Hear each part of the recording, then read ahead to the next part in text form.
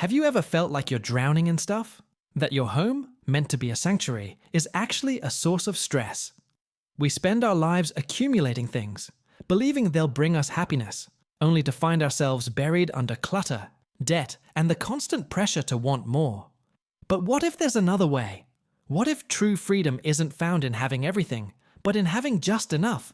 Today, we're stepping into the world of the Garcia family. Sarah, Michael, and their 8-year-old daughter, Lily. They live in a cozy 600-square-foot home in Portland, Oregon, and their story will challenge everything you thought you knew about a happy life. This isn't about stark, white walls or an extreme aesthetic. It's about a real family's journey from a life of overwhelming excess to one of profound, intentional simplicity. Let's rewind 3 years. The Garcias lived the typical suburban dream. A big house, 2 cars, and rooms overflowing with possessions. They were chasing the happiness that advertisements promise. But what they found instead was mounting debt, weekend-long cleaning sessions, and a constant low-grade anxiety. They were successful on the outside, but felt empty on the inside. The turning point was a heartbreaking one. When Sarah's father passed away, she and Michael spent months sorting through a lifetime of his belongings. They were confronted with rooms full of things that held little meaning, realizing how much time and energy had been spent on stuff that ultimately didn't matter. It was a powerful wake-up call. That experience ignited a change. They decided to stop accumulating and start letting go. This wasn't an easy process. It was emotional. We'll see Sarah, with tears in her eyes, as she parts with her collection of over 200 books, carefully choosing to keep only the 10 that truly shaped her life. It's a moment that captures the pain and liberation of releasing the past. For Michael, decluttering his workspace was like opening a floodgate of creativity he thought he had lost forever.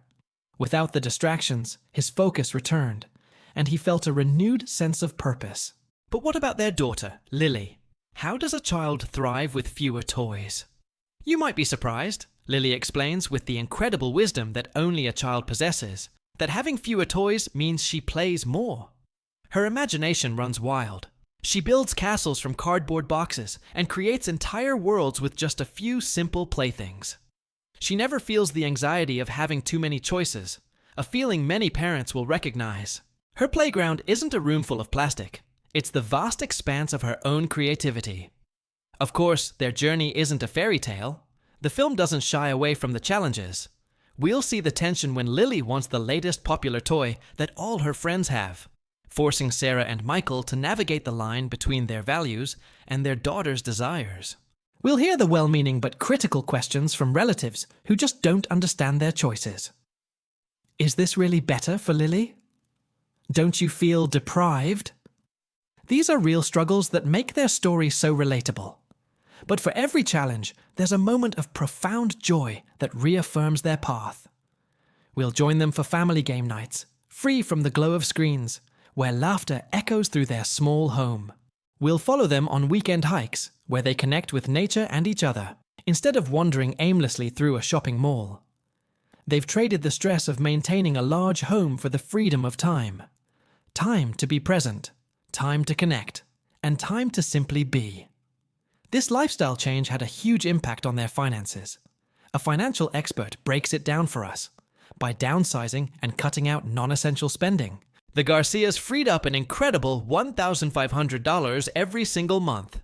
That money, which once went to a bigger mortgage, storage units, and credit card payments, now funds their passions: travel, new experiences, and a growing savings account for a secure future. They traded debt for freedom and stuff for memories. What makes this story so powerful is its focus on relationships over rhetoric. Minimalism for the Garcias isn't just about what they don't have, it's about what they gain. We see them volunteering at a local community garden, deeply connected to their food and their neighbors. We join them for a dinner party, where the centerpiece isn't fancy decor, but rich, engaging conversation. They are teaching Lily a life-altering lesson. Experiences are what build a rich life, while possessions just create more work.